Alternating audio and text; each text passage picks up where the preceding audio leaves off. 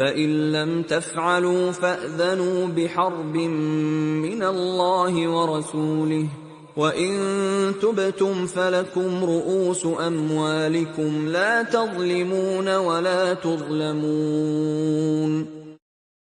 US dan Israel yang mengamalkan dan mempromosi sistem perban riba dan sistem yang merosakkan umat Islam perlu diperangi.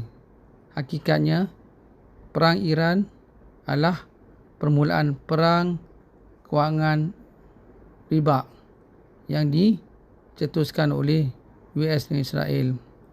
Umat Islam wajib untuk memerangi sistem riba. Bagaimana Allah dan Rasul istiar perang sistem riba dalam surah Al-Baqarah ayat 279. Allahu Akbar, Allahu Akbar, Allahu Akbar.